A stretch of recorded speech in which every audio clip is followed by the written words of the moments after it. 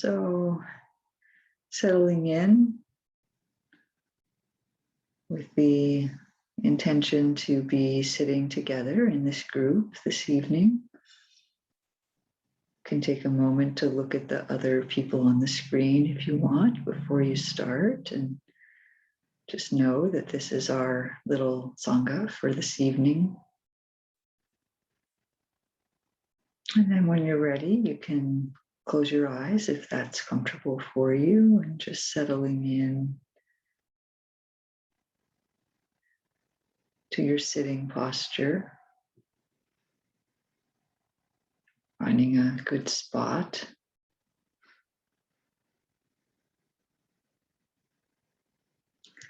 You might start with a long, slow, deep breath to really fill the lungs and even the body with the breath, and just connecting in, and then just letting the out breath be natural and returning to natural breathing.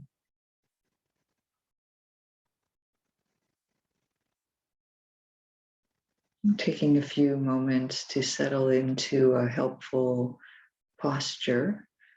So perhaps feeling the spot where you're sitting, your seat against the chair or the cushion, your legs or your feet against the floor, or if you're lying down, sensing what's supporting you.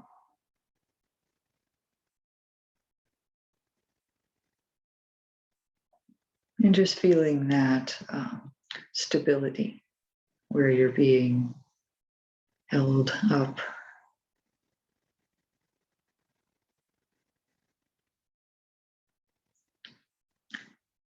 And to whatever degree you can this evening, giving yourself over to that support.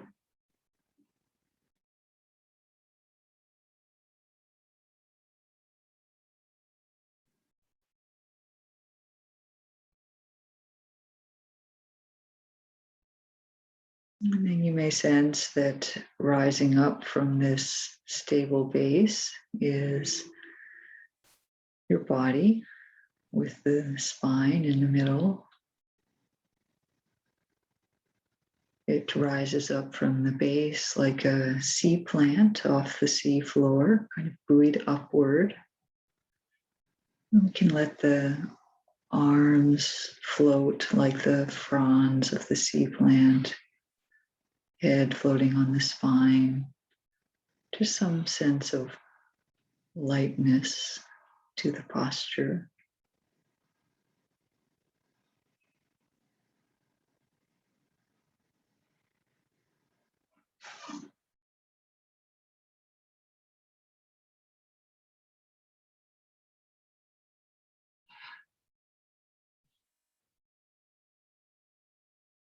And then softening a bit, softening the face, muscles of the forehead and the eyes and the jaw.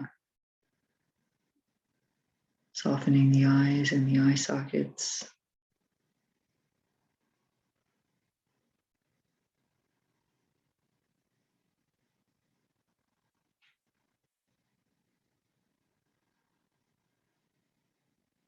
Down through the throat and the shoulders. Letting the shoulders soften. Maybe feeling like the joints expand a bit from the inside.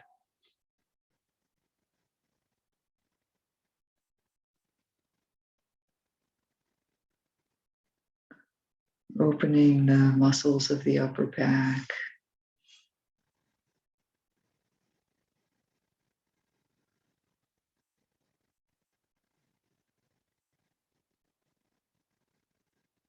And down through the chest and the belly area. Just letting the belly expand.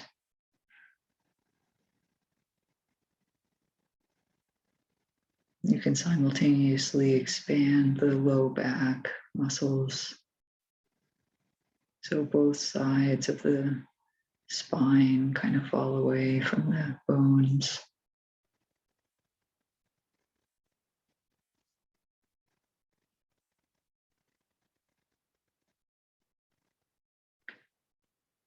And down through the hip joints and the groin muscles, down into the thighs,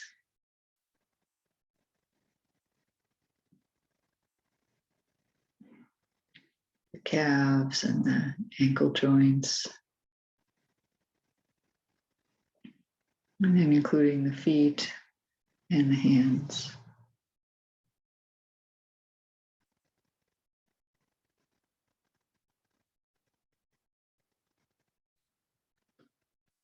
So we just invite ease through the body. And if there are parts that aren't really at ease, that's fine. Just have mental ease with how the body is right now. It's fine.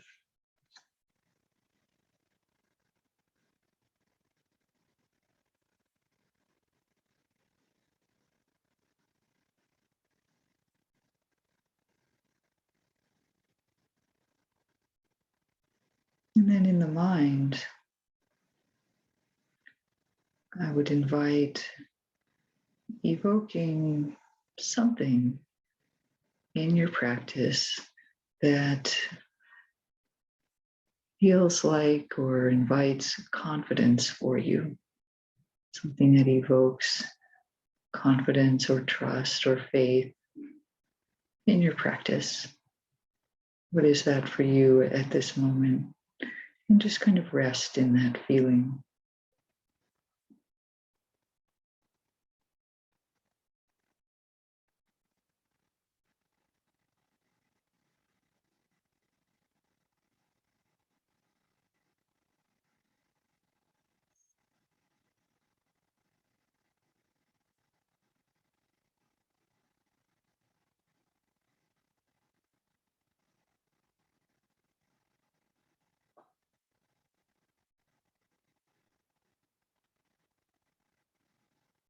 And with that in mind, you can turn to your main meditation object.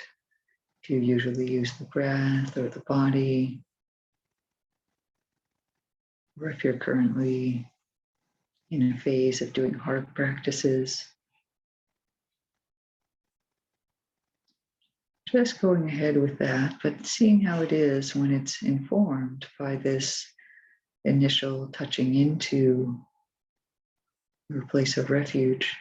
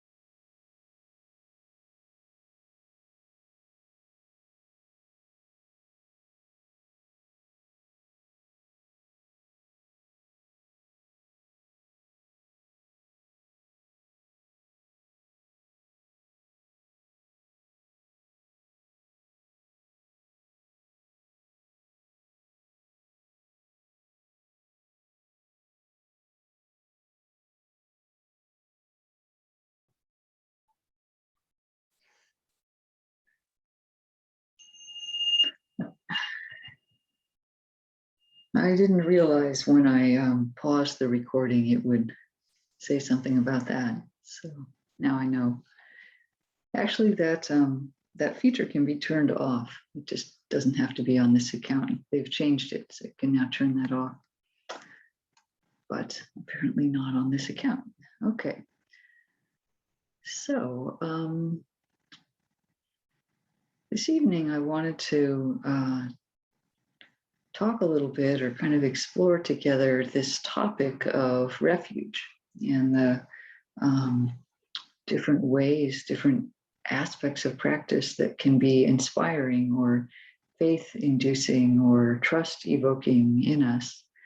And, you might say to some degree, well, a person's a dedicated practitioner, they've already got some of that under their belt, and that's true. And yet, really, for anybody on the path, there can be times when our confidence or our trust or something feels a little weak or not as available to us. That can really happen to anybody.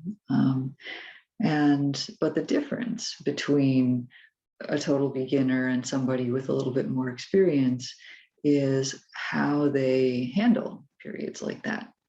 So people with some degree of practice maybe have a better sense of what is a valid and genuine refuge for them, and therefore things that they can do to affect a state of low trust or shaky confidence in the practice or in ourselves or something. So I thought what I would do is offer a whole bunch of them. This is from something that I'm writing right now. So I thought I'd just offer, a whole bunch of different ways that people connect with their practice, connect with their higher values, connect with the Dharma, however you want to say it. And your task tonight might be kind of to see which ones resonate, and also to consider if there are ones that you hadn't even thought about that you might want to experiment with and have some sense of what they are. So in organizing them, I found that they kind of generally fall into 4 categories, roughly. But this isn't like doctrinal categories. These were just, Kim's categories that she figured out from putting together a large number of things that could be called objects of faith. So, and if you don't like the word faith, which I know some people don't worry about it, just substitute something else. It's no problem. However you think about the whole religious thing versus anything else is totally fine. Even people who don't, who are kind of allergic to the religious aspect of the Dharma, something is keeping them going if they're practicing for years and years, if they're meditating. So whatever that is for you. So don't get entangled in particular terms, I hope. So the first category would be other people in our lives. That's often a place where it's easy for us to have trust or confidence evoked, because most of us have interacting right here on the screen. We have other people that we're practicing with, but many people have a teacher or a local Sangha or other people that they've met. So I would suggest that the Dharma or something inspiring is visible in other people who are well practiced. And if you have kind of a vague sense of that, or you've kind of noticed it but haven't really brought it into your consciousness because it feels a little woo-woo or weird, it's true. It's really true. It shows in other people. And so for some people, they notice that people who are well practiced have bright, shining eyes. There's something about looking at them. They're present. They're there. They're aware in some way. You can see that. And there's also a certain brightness often to the complexion of people who have practiced. That is documented in the suttas, actually. So forget going to the spa and having all this treatment. You just meditate for 10 years and you will look better than if you went to Club Med for a while. And I mean, I'm making light of it, but I don't know what it is, but it's, maybe has to do with the energy that circulates. It does actually change. It's not an accident also that monastics always look really young, or often do. It's this anti-aging effect of jhana. So it's not a total cure. You're still going to die and age and all that, but it's if you've also, another one of those things that if you've kind of imagined, it's actually true. So, okay. And then also it can actually just be the way people are moving or carrying themselves, if they're very mindful, or if they just have a habit of being mindful. My teacher tells a story of practicing at Tassajara when he was very young in his practice. And he looked out of his dorm window one day and he saw one of the cooks going to the kitchen across the courtyard that he could see. The cook wasn't any teacher or anything, but they were a dedicated, long-time practitioner. They were the head cook at Tassajara at the time.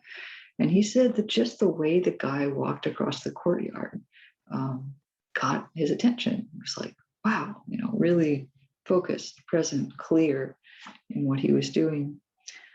I've had a similar experience in that one time when I was on a long retreat, Joseph Goldstein arrived to teach in the middle of the retreat. And he's a well-known, wonderful elder in our tradition, if you're not familiar with him. And I love Joseph's teachings and had been with him a few times before, but he's on the East Coast, so I don't see him much. But when he came in, it was during a sit, and I kind of opened my eyes slightly, and I saw him walk across the front of the room to sit down. And I felt this energy rising in my body, kind of an uplift in my heart, which sort of had to do with the memory of him, but also it had to do in that moment with seeing. It was evoked by the seeing of the way he was carrying himself to walk into the Dharma hall. And I recognized the feeling immediately of saddha, which is the Pali word that's sometimes translated as faith or confidence or trust or conviction, saddha. And it has an energetic feeling to it. I'll talk a little bit about that later also. So it wasn't anything about Joseph personally, but just, his Dharma presence. And so, and also interacting with people can bring up faith. If we interact with someone who is really an attentive listener, that can help open our heart in certain ways. Or good spiritual friends, Kalyanamita, even if they're not teachers or anything, if they're just longtime practitioners, they can remind us of what's important to us about practice.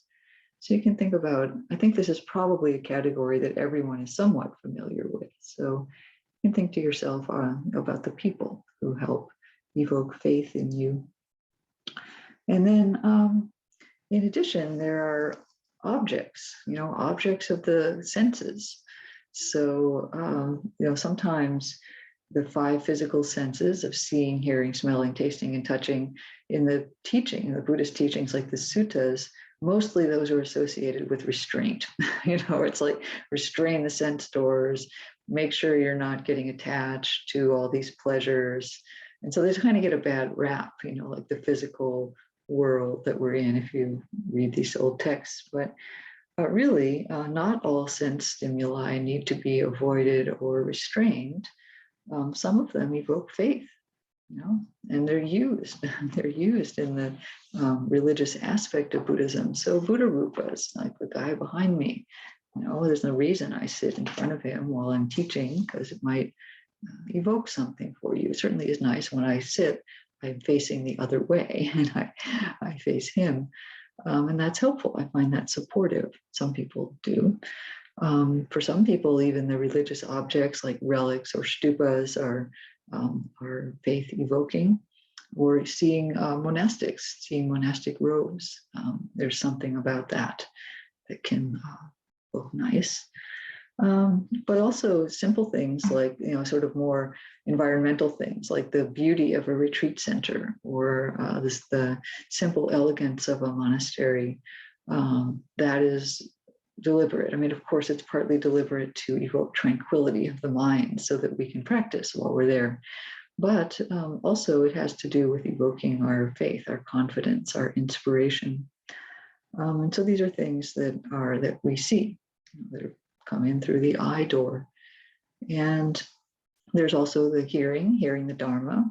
So listening to Dharma talks or guided meditations. We can, at times, when your mind is busy or rushed, or you're kind of forgetting like why you're supposed to be sitting, you can listen to a 15-minute Dharmet. There's lots of short Dharma talks online. And you might remember in those 15 minutes, and suddenly your whole mind aligns, and it's like, oh, right, that's what I'm interested in. That makes sense. That feels true. And then there's the rest of my life, So it can really help especially if you're feeling a little down or discouraged or not clear. Just listen to the Dharma and see if that evokes it for you. The voice of the person speaking might have some resonance in it that resonates inside of you. Another thing that sounds, you may not have brought right into consciousness, but sometimes people think, the voice, just that voice, it's real. That's real. And then being in nature, that's another area of sense stimulation, ordinary senses of seeing trees and butterflies and streams and clouds. And, these things are demonstrate the principles of the Dharma, things like impermanence and not self. It's hard to look at a cloud and think it's yours, So, and of course, change and death and other things that are real. And so we see that all around us, and it can be very healing and empowering to sit in nature and remember that we're part of that. We are that. Our body is going the same way as all those physical things. So this can also evoke faith and confidence in a practice that's about seeing the nature of things, seeing how things are, seeing how things work. It's not so difficult when you're looking out at nature, which can't help but be itself. It's the human mind that tangles everything up. Nature is just itself. So that can be nice. And then we get in also to the realm of the sixth sense, the cognitive mind. And also I'm going to blur that together with the citta, with the heart mind, more the emotional mind. But, it's all the mind. And there are many areas that you might think, well, the mind, that's kind of left out of faith. That's more about wisdom or investigation or something a little bit more rational. In some way, but actually there's a cognitive dimension to faith. The Buddha encourages reflection and reflection on the teachings, reflection on our experience, reflection on whether things make sense. This is encouraged that we don't just blindly accept things. And so actually for many early stage practitioners, the first taste of real confidence comes when we think about the fact that we've been practicing for a while and lo and behold, some habit has changed. We didn't go to anger management class, but suddenly we're less angry. And so there's like, and so you had to go through that conscious reflection, and then you start to realize, maybe this does work. Something is changing. Not exactly sure what or how, but that's a very nice reflection to do, and it induces some degree of confidence. And then we think, well, maybe if I keep going, something else would happen, or some suffering has been reduced. And that's a perfectly valid thing to think about with your rational mind, and it induces some confidence. The process works. The mind can be trained. And then there's also cognitive examples of hearing stories that are meaningful for us. So we hear stories of other people gaining faith, or people overcoming suffering, or could be in the suttas, or it could be more contemporary examples. When I was thinking about this particular area, what came to mind was the story of Kisagotami, who's some of you are familiar, but if not, she's a woman who was very distraught because her child died, and she ran around, clutching the dead child, wishing that it could come back. Understandable emotional response, and she went to the Buddha very upset, and he just said, okay, well, let me first, before we get into this, before I teach you any practices, why don't you go around to the houses of this village and find a house, find a mustard seed from a house that has not known death, that has not experienced any death. And so, she had just enough faith to do that, to actually follow that instruction. And of course, she couldn't find that, but it helped her understand, what was going on. And so we can resonate with, I think, all the players in this. We can resonate with her grief. We can resonate with her wise insight of realizing, oh, right, everybody encounters death. There's no household that's not touched by death, and how that opened her eyes and woke her up a bit, calmed her down a bit. And we can resonate with the Buddha's compassion for giving her just the right teaching at that moment. Very skilled of him to do that. So I don't know, I feel like these kinds of stories, which essentially go into the mind, but also the emotions, can also help us to resonate at some level with the teachings. Some people do find a sense of trust in the teachings of the Pali Canon. It's not for everybody, but I find that knowing that they were composed many centuries ago and halfway across the world, literally, somehow lends credence to their profundity, because what they say, I can observe in my mind here and now. Oh, it's like, wow, really? Like there's a sutta that says anger is like a careening chariot. And we might suddenly realize, yeah, actually, that's pretty much what it feels like. And then you can start to say, okay, well, so maybe there are other possibilities from these texts that are also going to be real. Maybe samadhi's real. Maybe anatta makes some sense. I don't really maybe directly experience that immediately, but the first part about the anger, that made sense. So maybe, so we can, for some people that helps evoke some trust. So now we're moving into the realm of the citta. We started maybe with the cognitive mind, the more thinking mind, but as we go through the emotions, we actually get into the citta, the heart mind, the wise heart that we have, that we start to develop through practice. And this can be directly touched by some experiences, such that faith is evoked. You might be surprised to learn that one of the experiences from the text that evokes faith is suffering. So dukkha. There's the text on transcendent dependent arising, starts with suffering, and the next step is faith, and then it goes on all the way through awakening. So it's interesting that this is a skillful response to suffering. When we suffer, we could just grasp and cling and identify and try to avoid it and run away from it and fix it and change it and get angry about it. Or we could use it as a sense that there could be another way. There is a path out of this in some sense. And maybe at first we just intuit that, or we borrow it from somebody else. But there can be a point in practice where we've have enough initial confidence that suffering itself already evokes faith in us. It's like, oh, there it is again. I know there's a way out. I know there's going to be, if I practice with this, if I turn toward it instead of away from it, there will be something there, something for me. And that turning toward is actually an act of wisdom in some ways, but also an act of compassion, because it's directly addressing suffering.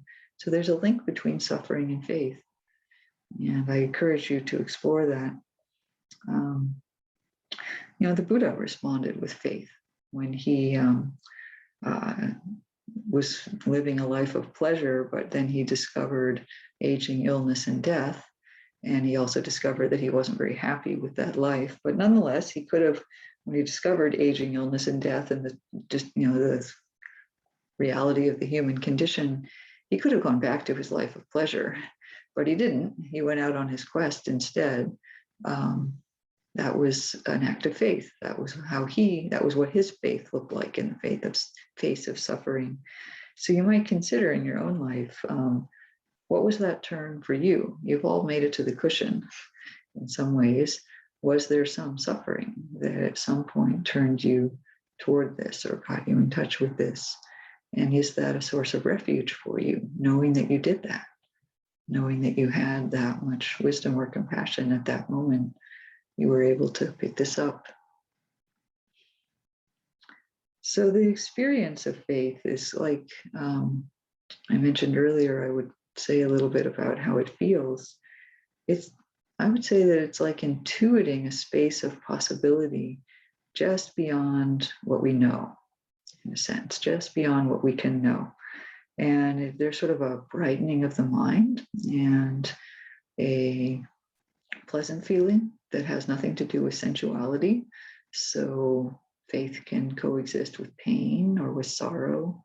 It's fine. You can have faith in the face of other unpleasant experiences.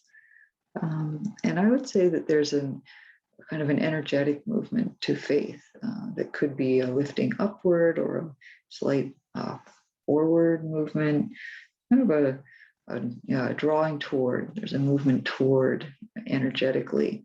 Even if you don't move physically in the mind, there's a movement toward, even if we don't know toward what.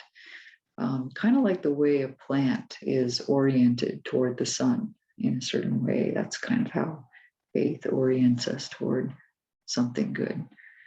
I looked up the word tropism actually to see if that was an appropriate word.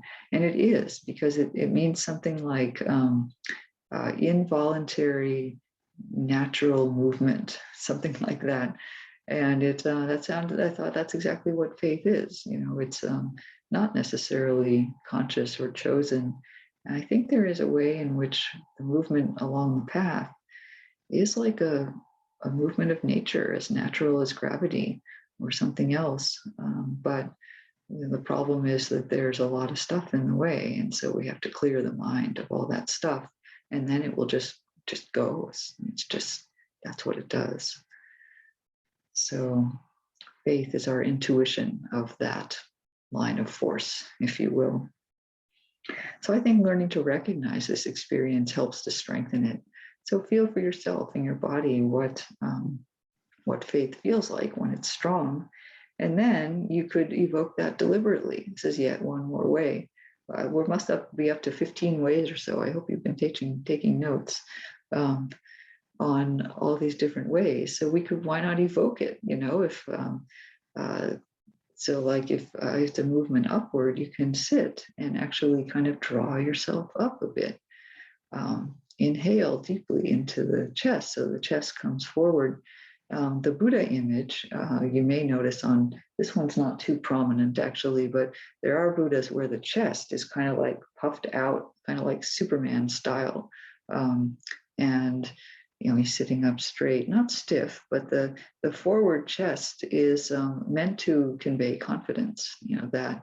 That's the Buddha's lion-like nature of having, he has complete confidence of, he has complete knowledge and total understanding.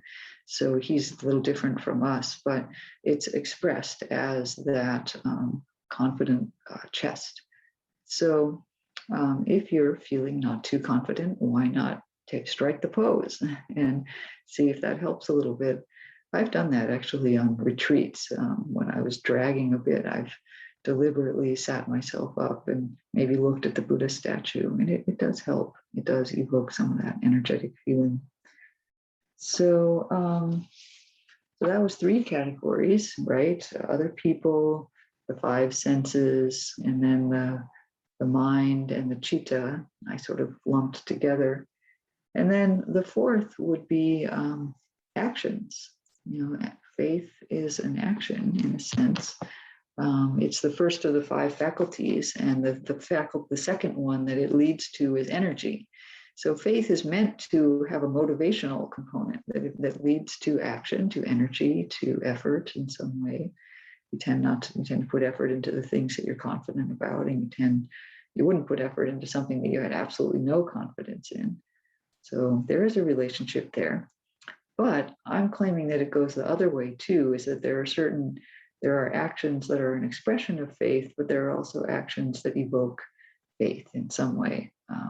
There's some mutual relationship there. So there's a whole bunch of them, that are possible. Taking refuge in Buddha, Dharma, and Sangha. You can recite the refuges anytime. You can do it in your mind. Some people do it at the beginning of a sit. It's done traditionally at the beginning of a retreat. That's not an accident. That's meant to evoke your faith at the beginning to get started. But there are so many other ways. I mean, people find service very inspiring, serving the Sangha, serving other people. That can remind you of your deepest values, of why you practice the Dharma, of what's possible through practice is to become available, to become generous, to become more open in how we are. And so that can be a great way if we're feeling a little bit weak in our practice. I'm reminded of a friend. I have two friends who are a couple, and one time the husband came home from work and he was very grumpy and in a bad mood, and his wife, who's the guiding teacher of their Sangha, didn't want to deal with him in the mood he was in, and so she said, she shut the door and said, go out and help somebody, and don't come back until you've given something to somebody. Go out and help somebody, find someone to help. And so he went out, and I don't know what he did, but he found some simple act of generosity that he could do, and he felt so much better, and he came back in a much better mood. So I thought that was quite wise of her, but he was also appreciative that she had seen that. So that's one possibility. If you're feeling a little down, go do something for someone, see if you feel better. And then there's going on retreat. These days, that's not so possible literally, although soon it will be, hopefully. But that's a little bit longer commitment, but it's a great way to refresh your practice, to do a retreat, even just a weekend. And then there's all kinds of things. And if these aren't your thing, you can just skip over them. But reciting or chanting the Dharma, or things like bowing and prayer and ritual and other things. Again, these are things that, they're, if you might have had sort of an intuition of, does that really do anything? Yeah, it does. There's a reason why all these things are true and all these things done in every religion in some way, is that they center the mind, they center the heart, they remind us of what's important. So we have to, they're very individual, and you can't do it on command, and you can't do it if it's not your thing. So don't make yourself do any of these things. But if they help, it can be really nice to do some of those. And then there's working with an altar. So I have a little altar here, and I have some things on it that are meaningful for me. Like this little shell is one that I picked up on the beach the day that I arrived in Sri Lanka to do a period of practice. So it's washed by the Indian Ocean. It just kind of spoke to me from the sand. So I took it with me. So now it sits on my altar, and I've had other things on the altar at various times, and I've sort of put them on and off, over time as they seem relevant. When I go to the Forest Refuge, which is a center out in Massachusetts, the rooms there are very spare with white walls and, just a simple desk and a bed, and that's kind of it. So what I usually do on the first day that I'm there is I go out and I collect some things from nature. I get a pine cone and I've been there in February, and even in February you can find stuff. So, you can always get a pine cone and an acorn and some winter berries or something, or in the summer, some flowers. And I just, get a few things from around, and I make a little altar. I always bring a little Buddha with me, and I make a little altar in the room, and I put it in a place where I can see it while I'm sitting. And then I use it during the time. And then I have a little ritual that on the last day, I go out and I return everything to nature that I got. I scatter it again. And it feels like that frames the retreat in a nice way. That retreat center doesn't have formal retreats. You just arrive and leave whenever you want. And so you have to create your own space. There's no chanting of the refuges at the beginning, although I do that on my own. So, finding these ways to do this in your own life where you also don't have a formal retreat structure, what do you do? Do you have something that you do every week, every day before a sit that kind of creates the atmosphere, creates the space for you? So definitely not everything I went through is appropriate for everyone or for all times. You might like something for a while and then it kind of doesn't have meaning for you anymore. Or something will come in and suddenly you'll be into chanting the refuges every day. I don't know. The practice works through us in strange ways. So I invite you to, find a toolbox of things that evoke faith or that are meaningful for you as refuges. And then anytime that's feeling a little like you're not as connected, you can try some of them. Maybe you got some ideas from what I said. And so you can just try them out and see which ones feel meaningful for you. I've experimented with a number of these, and sometimes they work and sometimes not. And there's even more than what I said. These are just what I went through. So that was all a long way of saying, find your toolbox. And I hope while I was talking, as I said at the beginning, maybe you thought of some examples in each case, like, was that meaningful for me? Do I have a story like that myself? So I think I kind of want to stop throwing things at you, but get a sense of, how do you work with refuge? And are some of these meaningful for you, or are there other ones? Or have you had trouble with this? And I don't know, just kind of what did all this evoke for you?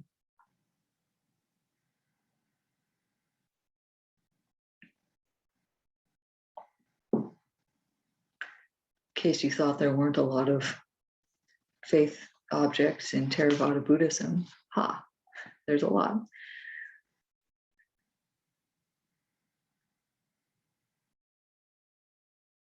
Michael. Yeah, I just wanted to share that I find Pali chanting very faith-inducing. Last week I was on retreat, and while it was a little disappointing not to be in the physical retreat center, they had to change that. One sort of silver lining of it being a virtual retreat is that I could do morning and evening puja, which you can't really do that in a retreat center. It would be disturbing.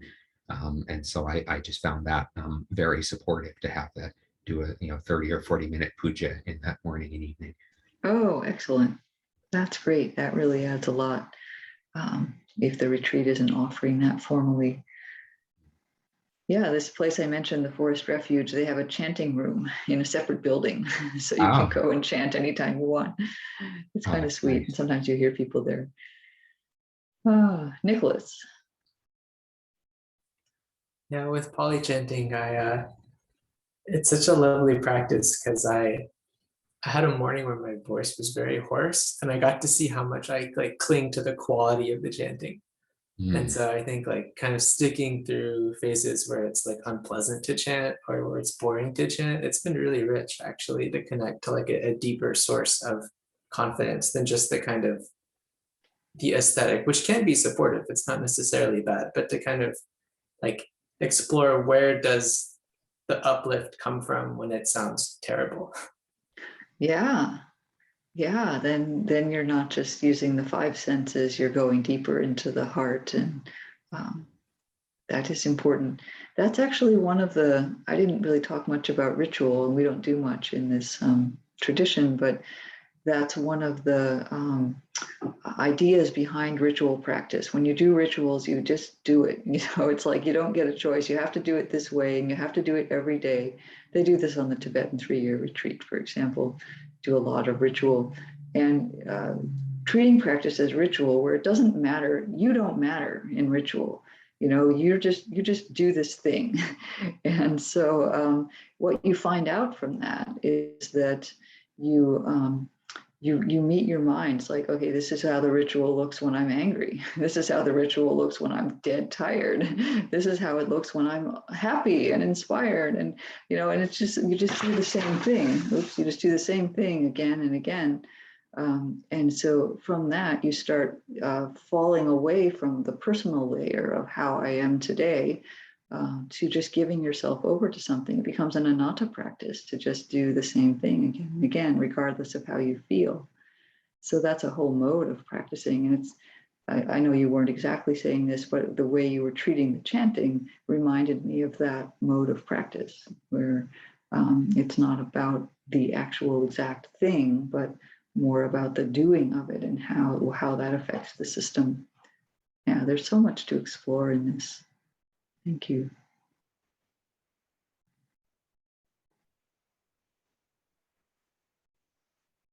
Heidi. I think that in the before time, I found some spaces very inspiring, like the meditation hall at the retreat center at IRC or inside Santa Cruz downtown.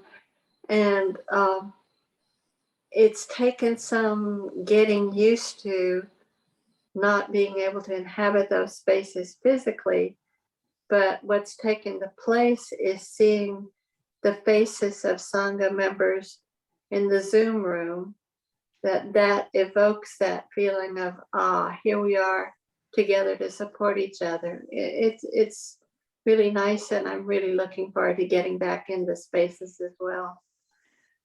Oh, yeah. Thank you. Yeah, I think we're all ready to come back at some point soon. But folks who didn't think that the Zoom thing would ever work have found that it's, you can have some feeling evoked from looking at these little squares on the screen. So yeah, thank you for that. Okay, the first hand that's there is Betsy, and then Shakti.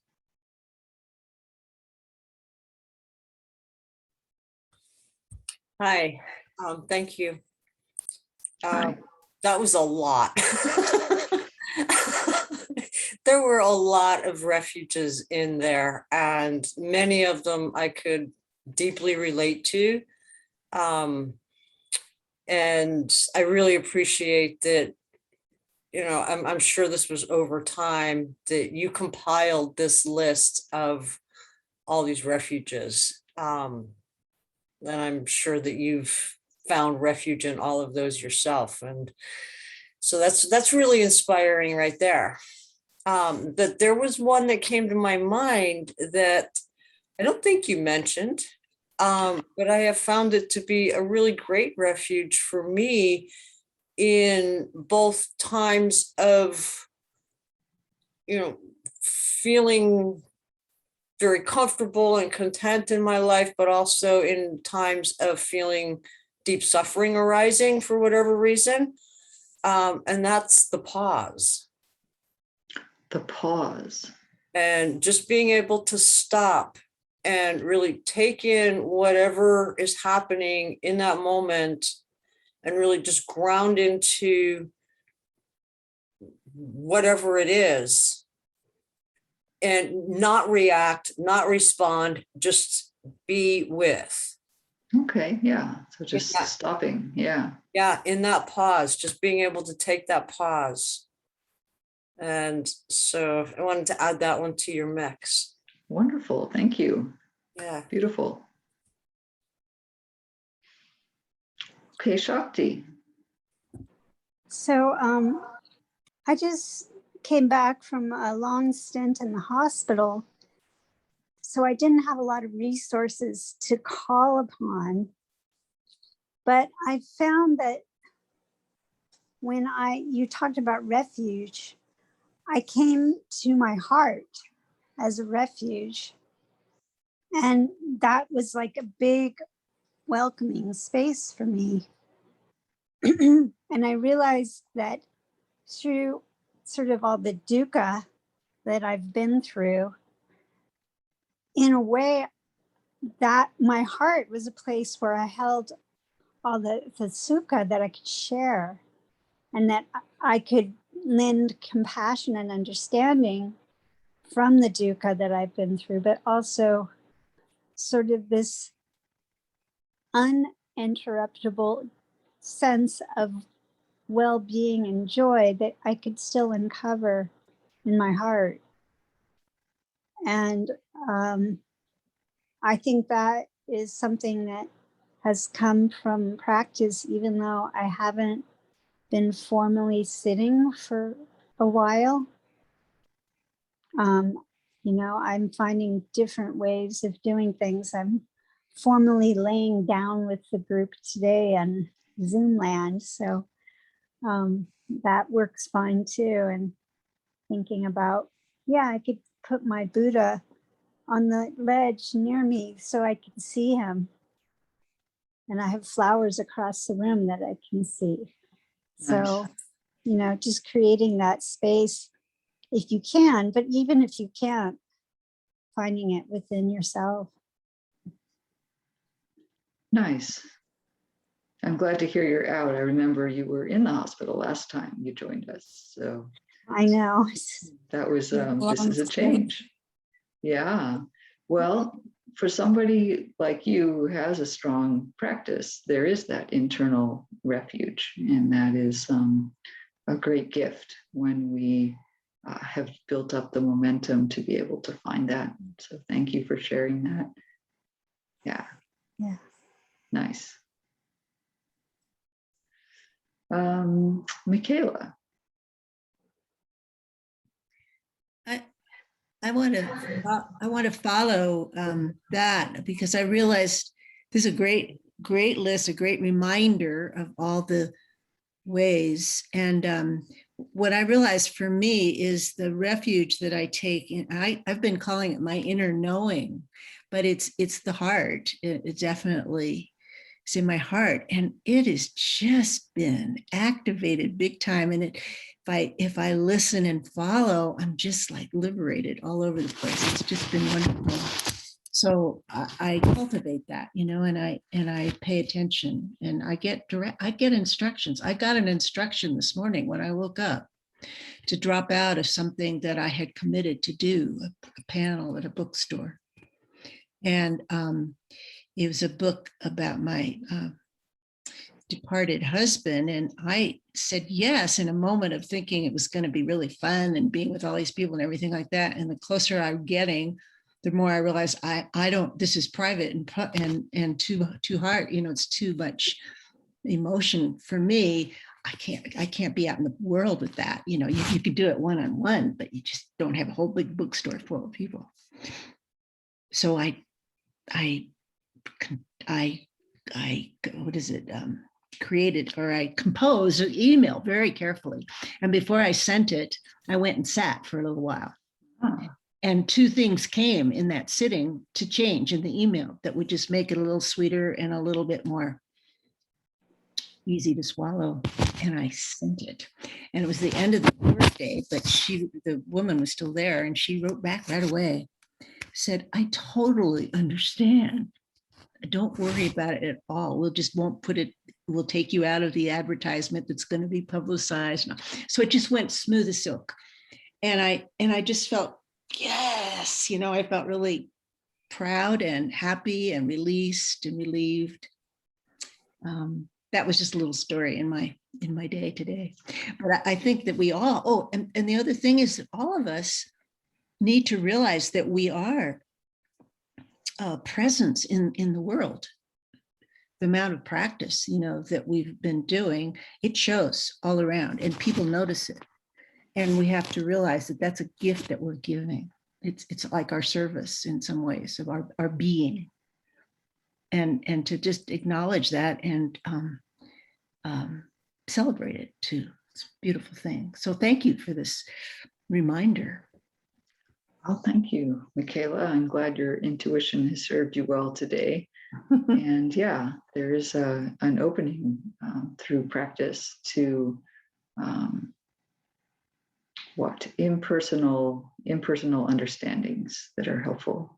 Yeah. And I know about changing emails after sitting. There's a way in which, there's something that can come through.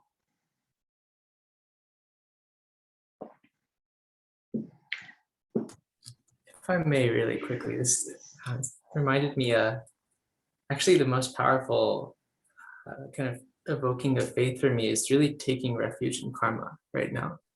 And for me, that's not, I mean, reflecting on all of the moments of cultivation in my life, but actually really like taking in all of the moments of cultivation in like a teacher's life and the life of that teacher, and thinking about, just not thinking about, but really taking in all of the goodness and all of the commitment going back generations and generations, and then turning it forward and really like feeling the goodness of being a condition and being a cause for goodness in the lives of others going forward. I think for me, it's sort of being in a place where kind of placing my existence and placing my action in that stream of goodness is really, it evokes a lot of confidence and a lot of commitment to the practice. Yeah, that's one of the reflections that the Buddha encourages, the reflection on the Dharma. Beautiful. Yeah, it can have that effect. Thank you. And then Evie, your hand is up. Why don't we make that the last one? Or if anyone needs to leave at this moment, it's fine. I mean, so many of the things you said, I didn't say anything just because so many are so right. But one thing did occur to me, which is sort of slightly more interesting, at least to me, which is metta practice as sort of a route to faith. And because for two reasons. One is just that I can always count on it to do its thing, like to open my heart and to like, it always works. And the other thing is kind of more profound for me, which is that like when I first started exploring Buddhism and like I got to, I think it was chapter 3 of The Wise Heart. And like, I couldn't even read the chapter about metta. I just thought it was ridiculous. The idea of offering myself like compassion or kindness or anything. No, I mean, not ridiculous intellectually, but like I couldn't do it. Like psychologically, I just wasn't there. I could not have possibly basically given myself permission to do that. And so for me, like seeing how much things have changed because of my practice and other things too, but really largely because of the practice. Metta is like, wow, I never thought that was possible. In addition to just having the practice be very powerful for me, and actually more metta for other people than for myself. But still, the fact is now, you know, I can, whatever, I can do sort of all layers of it. So yeah, it's a real cool thing. Seeing that it's changed, seeing that it's actually worked. Yeah. Yeah. Wonderful. Good. Well, I wish you all a wonderful practice of faith and confidence and finding refuge at the moments when you need it. And the more we kind of think about these things and immerse ourselves in them, the more they'll just be available. We won't have to write down the list and go through it and see which one might be useful. It'll just, maybe kind of intuitively come to us how to rebalance the mind. So nice to see everyone, and have a good month. We'll be back on the first Tuesday in October. Bye-bye. Feel free to unmute and say goodbye. Thanks, Bye. Kim. Thank you, you. Kim. Good night, everybody. Thank you. Thank you. Thank you. Thanks, Kim.